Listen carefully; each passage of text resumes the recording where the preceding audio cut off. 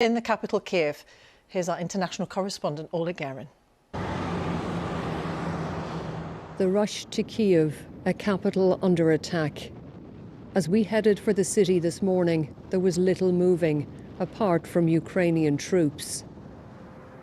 But the Russians are watching from the skies, ready to strike, as they did here, just an hour outside the capital. Well, this is what we've come across on the road to Kiev. This convoy was obviously travelling to the city to be part of the defence of Kiev. This is an air defence missile system. It was hit yesterday. The smoke is still rising here. And here too, after an early morning strike on a block of flats near Kiev's Giuliani airport. The authorities here say it was a Russian missile strike that killed 2 people. It could have been many more, but plenty of locals had fled or taken cover in shelters. Yuri Shevchuk, who lives nearby, says the West must help Ukraine. I wanted to say for your governments, because that we are in need, urgently in need, as soon as possible, as much as possible. We are in need anti-aircraft missiles, we are in need anti-tank missiles, we need ammunition. Is there any message that you would wish to send to President Putin? I wanted to say to President Putin that only one way for him, it's way to hell. Well, this is what Kiev woke up to this morning. All of this destruction is in a residential area in a European city. And there is a real sense here now that nowhere in the capital is safe. And so much of Kiev now looks like this, still standing, but bracing for impact.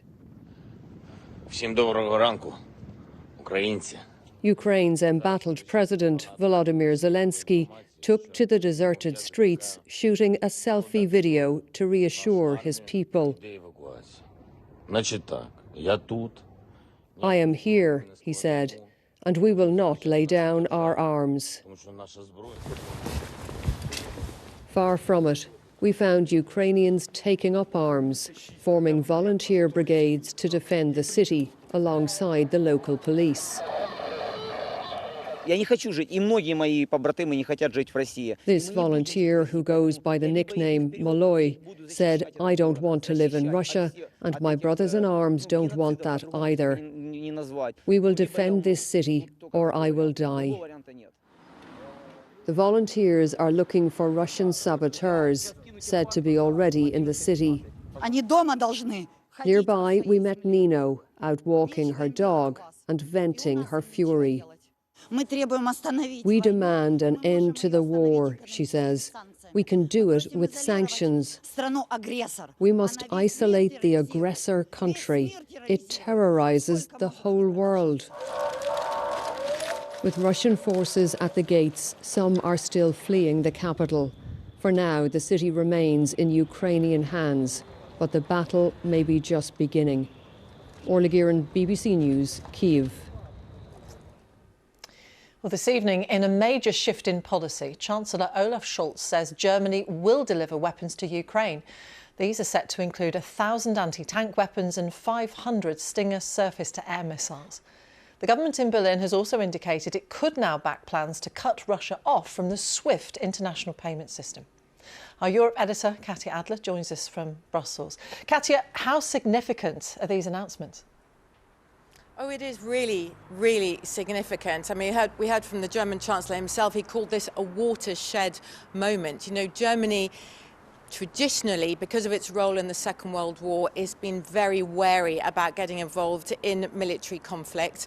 But this aggression by Russia on Ukraine has put the German government under real pressure at home and also abroad from other Western allies. So Germany will not only be sending weapons directly to Ukraine itself, but it's also lifted some restrictions on German-made weapons owned by other countries, and so they can help Ukraine as well, like, for example, the Netherlands or the Baltic states, who have been waiting as well. And as you mentioned, I mean, Germany had been very opposed to rejecting Russia from SWIFT. That's that global financial transaction network. But today, ministers said they were working on a way of how they could remove Russia in a targeted way.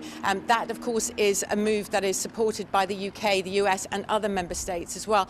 I think what we're seeing here is, you know, Germany, the EU as a whole, it's not exactly famed for very quick decision making. But what we're seeing right now in Ukraine is changing all of that. The EU right now is working on its third sanction package in a week. Whichever country I call, prime ministers or the president in the case of France, are talking all the time to other leaders in the EU, to the UK, to Joe Biden in the US as well. Tomorrow, EU foreign ministers meet and they'll talk about coordinating military action. And we're about to hear from the EU Commission Chief, Ursula von der Leyen, about action tonight. That will be any minute now. Katja, for the moment, thank you very much.